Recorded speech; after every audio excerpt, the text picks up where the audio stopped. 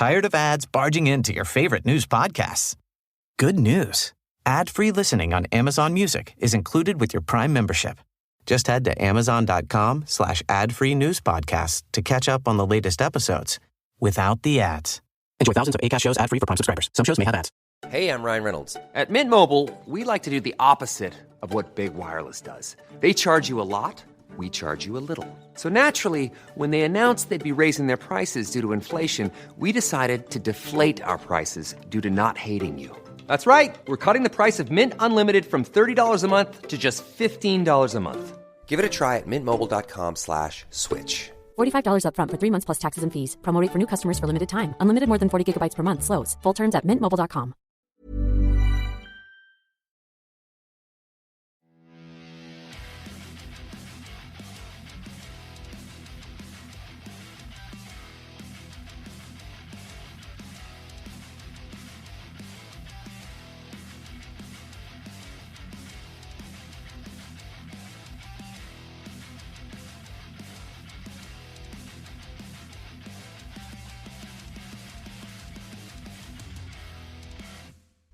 Hi guys, and welcome to this week's episode of Heavy Metal Tones. This week we are going to be talking about my favourite musical genre of the heavy metal realm. That's it, New Wobham. That's New Wobham. That's New Wave of British Heavy Metals. NWOBHM. Why is it my favourite? We'll find out in a second. What does it encompass? We'll find out as well. Make sure you're sitting down comfortably. You've got a nice cup of tea going, and you can quietly listen. Ooh, bang! I'm always hitting my desk. I'm not going to edit that out. Why should I bother you? It's all part of the show, isn't it, guys? No, you love it for that reason. Anyway, so New Wobham. What does it mean, and when did it happen? So you have to look at the musical landscape. It's 1976, 1977, around that point. Punk has just exploded onto the scene. Heavy metal was starting to wane as a genre. It wasn't really a genre, it was more heavy rock, and with some hints of heavy metal in there. You got your dance scene and your disco coming through. Guitar music is at its peak, at its height, and all these different tribes out there of youth, of people who young people finding their way and what music they like. So as I said, punk's taken over everything. So within a matter of a few weeks, no longer long hair is trendy. You don't want big, long, progressive rock albums. They don't want your traditional rock and roll. They want hard-hitting, fast, aggressive, anarchistic music. I really, really love that. I'm a punk at heart. But to some record companies, they didn't want to see these bands because it wasn't making money. You got to chase the dollar and the pound. Let's be honest, that's what they were doing. But the one man, Neil Kay was a West End DJ.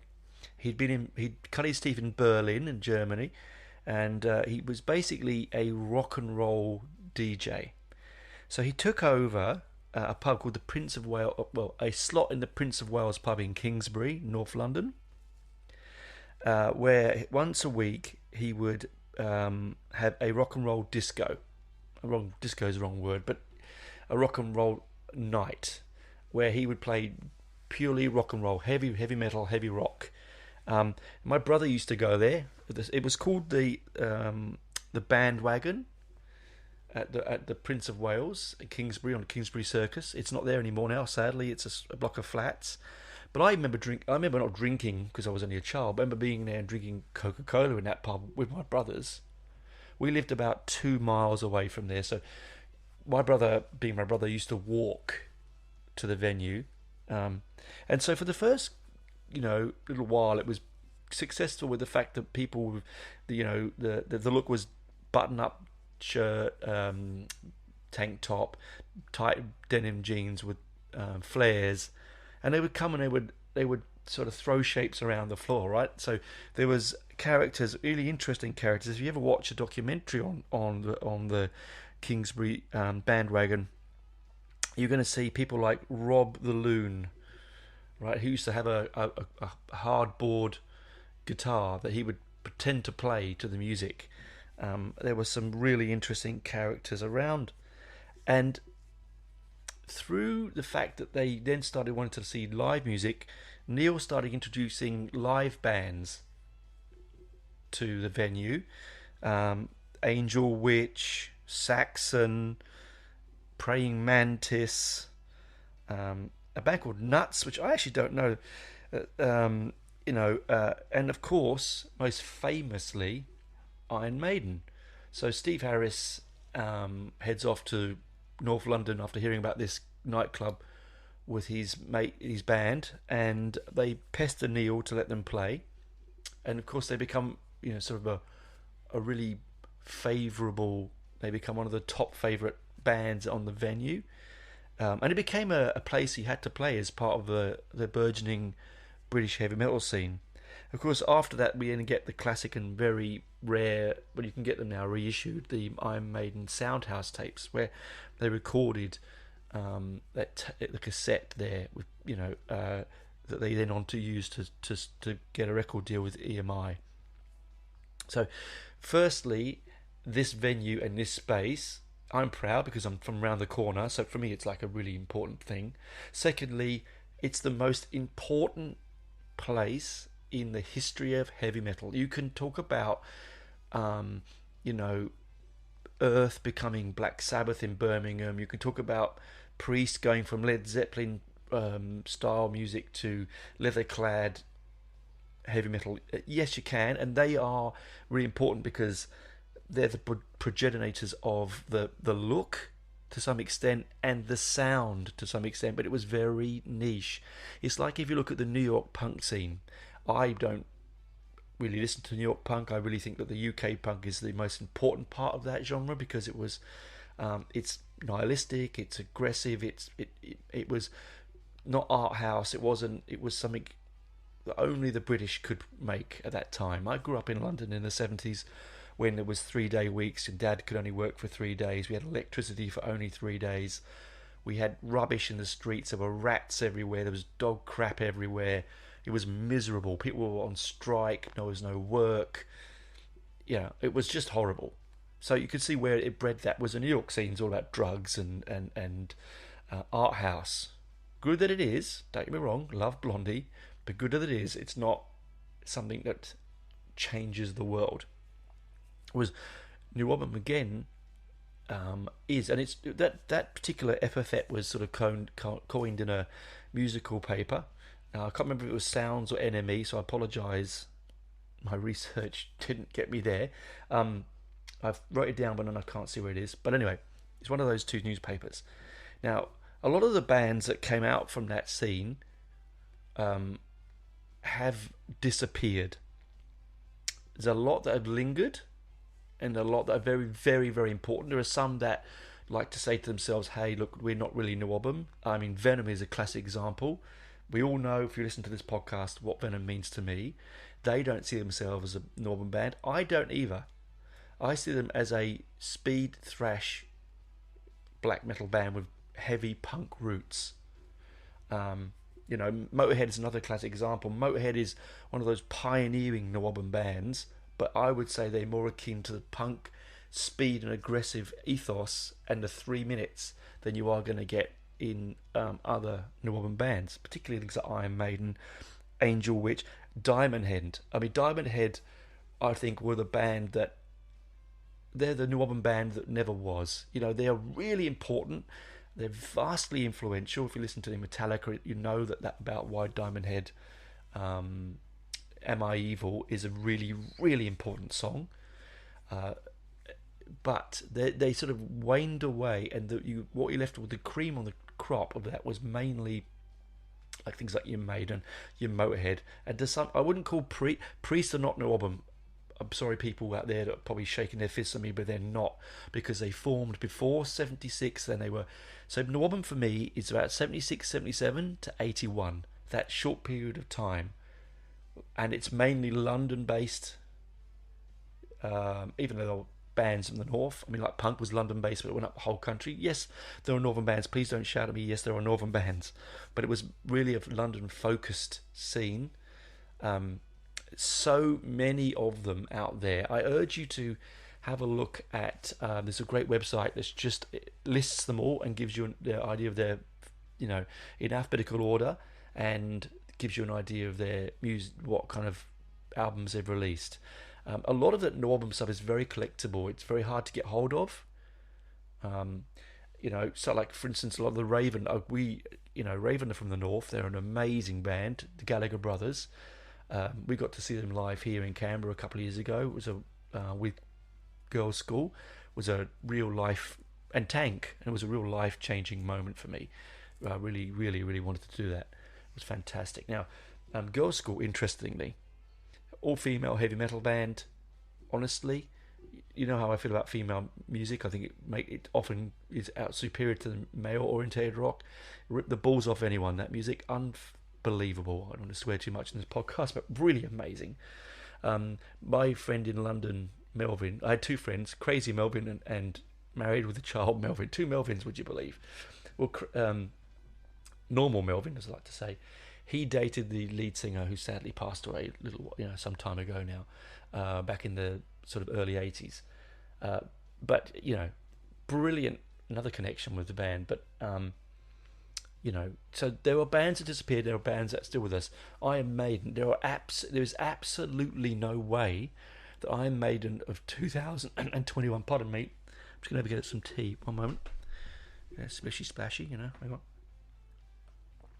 That will help with people with ASMR. Anyway, bang again. They don't sound anything like as I discussed in other podcasts. They're now a progressive rock band that are so polished and clean. They don't have that sort of punk root. Even Steve Harris will say, "Oh, I hate punk." They told me to cut my hair.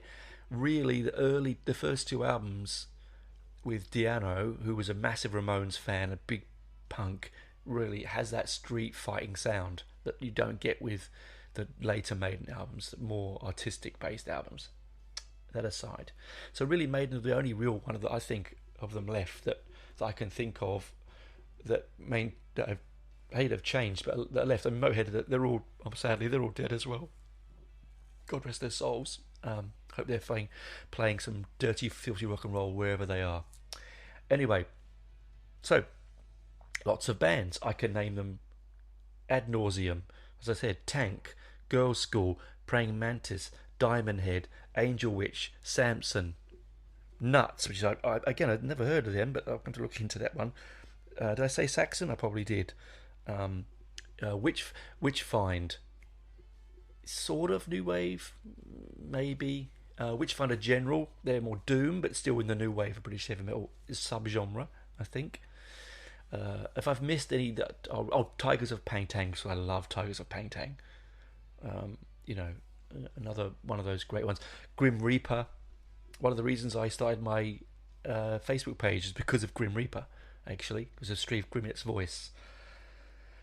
Anyway, so there's a big list of bands.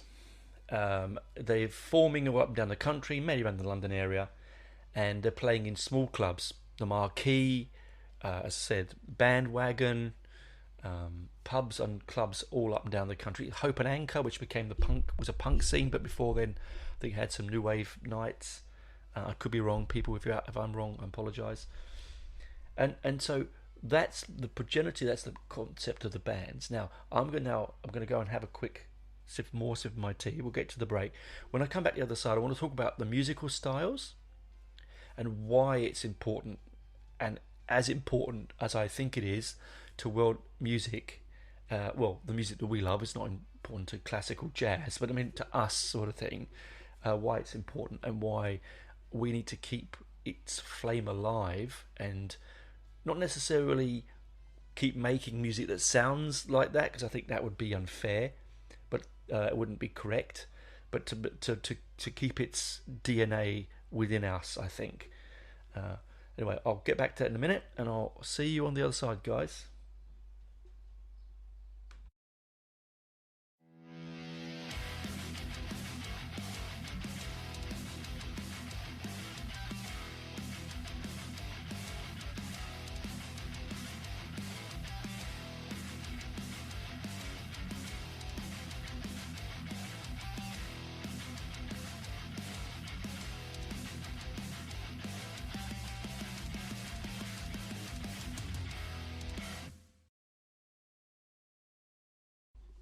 Welcome back. I forgot earlier to mention Neil Kay helped produce an album called Metal for Mothers, which was their first sort of compilation album for the new wave movement. If you can get it, it's available on Spotify. If you've got an original copy on vinyl, I'd love to come round your house and steal it from you. No, I'm joking. I do want a copy, but it's very hard to get hold of. There are reissues, yeah, but a genuine original one would be so fantastic. And those out there that have got the original, whatever it is, 100 copies of the Iron Maiden Soundhouse, I salute you, I envy you, and yeah, if I could do anything to get a copy, if anyone's out listening there who doesn't want anyone wants to send it to me, you know where I am. It's heavymetaltones@gmail.com. We have a chat. Anyway, so why is it important? What's different? So let's look at this. Let's now go from, why they were making the music to what music they were making. So we're all probably familiar on this channel to early Iron Maiden, right? That sort of, there was always an instrumental piece of music in there. They were it's a galloping, fast-paced kind of music. It has a little bit of punky instrument in there. They've got the Wishbone Ash dual guitar thing going on. They've the vocals can differ, right? So you can have you can go from Paul Di'Anno's sort of high wailing punky vocals, sort of untrained, to Bruce Dickinson's sort of wonderful what they call him the alarm, like the fire alarm vocals, right? Now once Bruce Dickinson joined, I believe that Peace of Mind was still a New Album album. After that, no longer, it's not, because it's about 84, 85, no longer. When he was with Samson, what an amazing album that is, by the way, the album he made with Samson, brilliant. Okay, still New Album, I think. Anyway, so there's the sound. So what's like punk, if you look at the punk stuff, and even some of the new progressive, if you go back that far, within the movement, there is lots of different subgenres. There's not like, okay, well, I have to sound like this, it has to be 4/4, or I have to have my vocal in this range, and I have to. No, they were going, okay, I really like what's happening here, but I want to do my own thing. Because if you play Angel Witch, and you play Diamond Head, and you play Praying Mantis, and you play Tigers of Pang Tang, or Tank, or Venom, right, or Raven, they're not gonna sound the same. They have a same general feel, because they were all made lo-fi. No studio was giving them big budgets. They didn't have, a world-renowned producer behind them, apart from the first two Iron Maiden albums. Second Iron Maiden album, I think I'd say. The first one was not well produced, and they even know that. They know that. They didn't have the luxury, the 16, 24, 32 track recording studios and 8 overlays and dubs and they were in a day. They were out like Black Sabbath with the first album in a day. They had weeks and weeks and weeks and weeks of material they had recorded or played live over the before the whole movement was really formed, when they were just playing in pubs and clubs. So they knew their material inside and out. It was lo-fi. The packaging is lo-fi. The dynamic is lo-fi, but the spirit and the power and the zest is beyond anything you can possibly imagine. It, to me, is true rock and roll. It's like punk is. It's just the flame burns bright within that movement, and like all great movements, I think, because of like punk was really only 76 to when Sid died in 80. It's the same with the New Album movement, 76, 77 to 81. Really, once it goes beyond, then it's going to burn. It can't burn that bright for that long.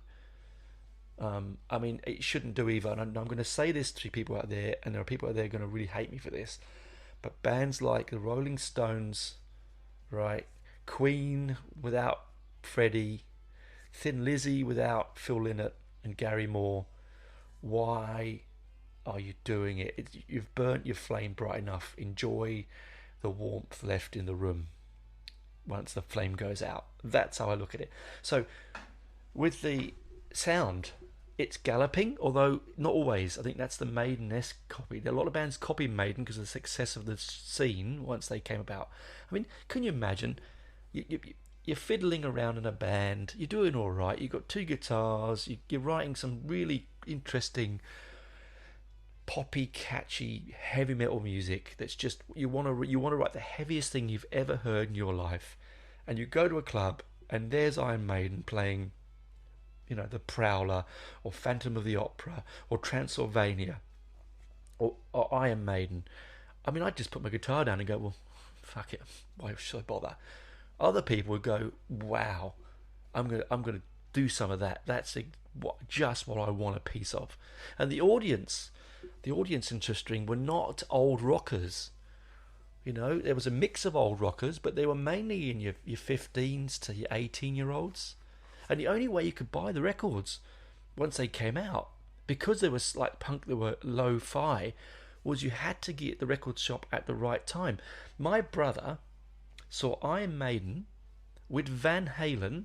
Now, I think the Van Halen side could be apocryphal, but he assures me that's the case. Iron Maiden and Van Halen in a double bill at the Bandwagon. It cost him 50p. And both of them were unsigned. Now, what can you say? I think, if you put UFO on the same lineup, well, probably the greatest show ever, right? Just like you know what? And I'm sure there are people out there that say they were all there. It's like people that say they were at the Screen on the Green where the Pistols played that night. Like, not everyone. I know someone who was there, and I genuinely know they were there at the Screen on the Green. Anyway, that aside, so these people were making this music. Sorry, I went off my little topic there, and it was influencing bands all up and down the country.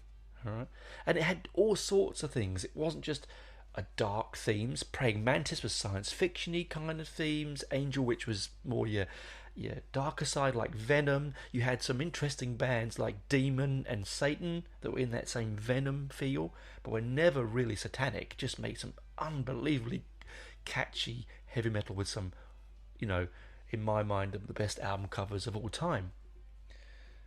All right, so sadly, none of that exists anymore because people don't tribalize as much as they used to. They might do in the sort of dance scene with the EDMA and, if I've got that right, heavy dance music. But it's not as, I mean, I remember the days when my brother, who was a hardcore punk, would go out and it's wrong, or it's not right, but it's what happened. They would fight gangs of teddy boys that were, who were the 50s rockers that were trying to remember that sort of rock and roll side to it, And I remember my brother, who was a punk, would fight skinheads because they were racist, and punk wasn't about racism. It was about connection and about unity and about everyone having a go. And I think this is the same thing with the new wave of British heavy metal. It's they long gone are the big, massive stadium albums that Purple and bands like Free and Badfinger and as I said, Thin Lizzy and to some extent Priest were making it back to the clubs, which is really where we all go to big venues. I mean, I'll go and see Maiden anywhere they play, and they'll usually play in massive stadiums because their appeal is so great. But really, that's the reason I love the Basement here in Canberra, guys. And if you ever, it's open now, so please, I can't wait. Next weekend after next, going to see Witch Skull, a local band, just the best doom band outside of Candlemass that I've ever seen live. Anyway, that's why I like the Basement, because you go in there and there's a bar and the ground is sticky and the floor, the stage is close to you and you can almost reach out and touch the musicians. You know, it only holds 200 or 300 people, and it's just everything that's wonderful about rock and roll. Really, stadium music's great. Don't get me wrong. I love good stadium shows. You can get massive stadium shows. You know, I'm not a Floyd fan, but they do amazing visuals. Again, so does Maiden. But the beauty of the New Album movement was it was all ground level. It was all grassroots. You know, yes, some of it was, you know, it didn't hit the mark. The guitarist wasn't quite there. It wasn't the phrasing wasn't thought out that well. The drums were mixed poorly. The vocals just, you know, they were too falsetto, not enough. You know, yes, this stuff happened, but that was what was wonderful about it. It's the same with the punk movement. Honestly, if you want it to be a really perfect musical form, then you list a progressive rock, because it's the perfect musical form for those that are musical purists. If you want fun, rock and roll, get up, bang your head, then that's the place to be. And again, head banging, it's sort of, which is something that we all do. I love a good head bang. I love to have a good bang over. My God, I don't think I've really truly have been to a gig if my neck isn't traumatized the next day, to be honest with you. You know, I mean, and the uniforms, you know, we've all got battle jackets. Myself and my co-conspirator Benji, who runs my page with me, who will be on this show hopefully very soon. We've all got our battle jackets with our patches on, and it's, you know, it's almost akin to my brother, one of my older brothers, who's a big Status Quo fan. And they used to have that dance where they'd put their hands on their hips and they'd sort of sway in front of each other's heads side by side. It's hard to explain, but if you YouTube Status Quo dance, you'll see it. And he was a massive Status Quo fan. He had the cut-off denim jacket and the tight denim jeans, and he had Quo on his back. And yes, it was typically another song, boom, boom, boom, another song, but you knew what you got with it, and it was fun, and it was movement. And I think a lot of again with the pogoing, the punk, the reason that Sid did it was because he couldn't see the band, so he'd jump up and down, and people just copied him. And so headbanging is another thing. People think you have to do it. You don't have to do it. You haven't got long hair. You don't have to wear denim. You haven't got to wear black. You haven't got to wear tight, you know, band shirts. It's all a uniform. If you wish to choose to wear it, you don't have to. A lot of my close friends, looking at them, you'd think they were just, you know, you listen to Christa Berg. I'm just saying, right? But really, they're probably some of the heaviest rockers you'll ever meet. So there was an image there. Musically, as I said, it was so diverse it's very difficult to explain, but it is lo-fi. It has in really strange time signatures, because a lot of them were coming from the progressive background. These kids making this music were being influenced at that time in the 70s, early 70s, very influential for them. Steve Harris is a massive Jethro Tull fan. I've just bought the Jethro Tull 25th anniversary magazine, prog magazine, and it's got an article with him in it. Right, so you don't say it's not cool, because it bloody well is. Anyway, let me have some tea, guys. Sorry, I've been chatting for a while. Now this is just going to be a slightly longer episode, I think. Hang on, because I really, really enjoy the subject matter. I'm going to stop there for another. Just get myself a fresh drink, settle myself in. I'm going to come back the other side. I'm going to talk about northern bands that aren't British, basically, and where you should go looking for them, and what ones I would recommend. Anyway, let's teach you on the other side, guys.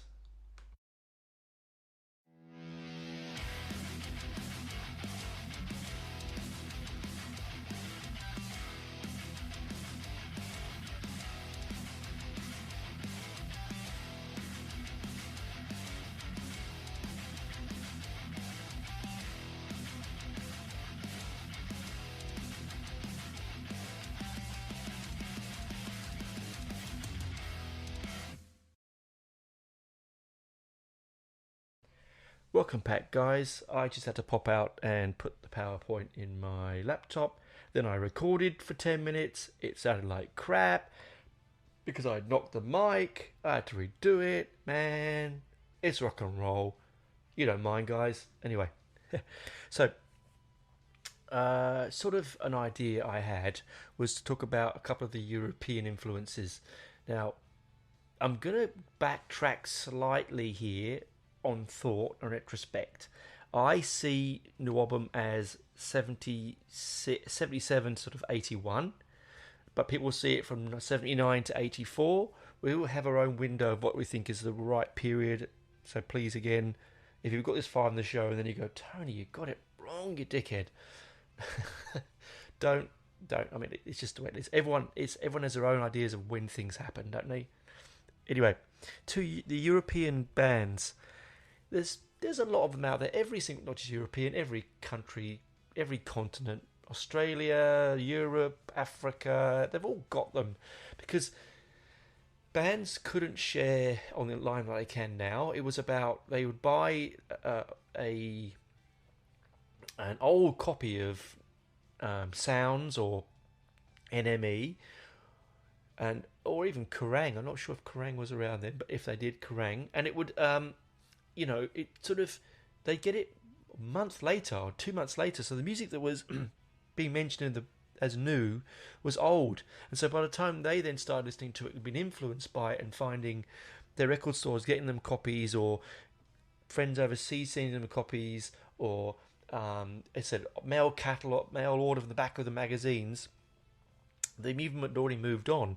So a lot of the later New Album bands are much later in Europe and the rest of the world than 79 to 81, or 77 to 81, or 79 to 84, whatever. So the window is.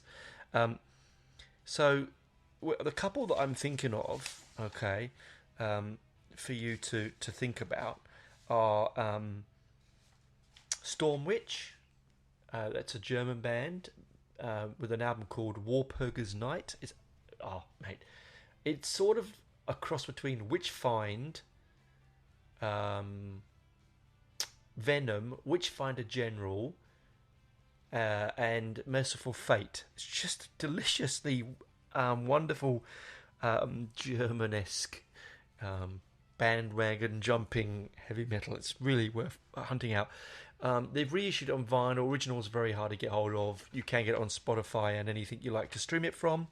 And the secondly is Ostrogoth. They're from Genk in Belgium. Now, I've got listeners in Genk, so guys over there, if you're anyone listening who know this band, get hold of it and have a listen. Again, they're more hardcore, rough. They sound like dirty rock and roll. They're a bit more like Holocaust. It's a band I didn't mention before, sorry. And a bit like Diamond Head, early Maiden. They've got one of the best album covers you're ever going to see, and the album is Too Hot. Please, again, I urge you to get that one. Yes, Too Hot is the one, and they both formed in around about 1980, but they found their sound and albums around about 84. So again, on the end of that sort of Northern area. So finishing off, I'd like you for some homework, some listenable homework, guys. I want you to listen to Praying Mantis, Time Tells No Lies. Have you got a pen? I'll write this down, guys. Praying Mantis, Time Tells No Lies. Angel Witch, self-titled album, Angel Witch. Diamond Head's Lightning for the Nations. Tanks, and this is a brilliant album and brilliant name, Filth Hounds of Hades. The Tigers of Pang Tang. Now, if you're looking for them, it's Tygers. I once did a review and my spell check changed it to Tigers with an I, and they weren't very happy. Sorry, Tigers. The album is The Cage. Okay, that's probably a gold standard album. Ravens, Rock Till You Drop. You can't ask for more fun than Rock Till You Drop. Brilliant. Girls' School Demolition. Just, to be a pioneering all-female heavy rock band from the London area, making music that was just fun to listen to. You can't go past that. Of course, there's Venom's Welcome to Hell. I mean, as I said, I talked to you before, is it a new album? Yeah, maybe. Maybe not. And Demon's Night of the Demon. Oof, that's a brilliant album. It's not as dark as it sounds, but it's fun to listen to. Anyway, that's me. I hope you enjoy your homework. And I'll see you next week. Keep rocking, keep headbanging, keep collecting those records, keep drinking the tea, and keep safe. And remember, As Douglas Adams once said, timing is an illusion. Lunchtime, doubly so. Bye, guys.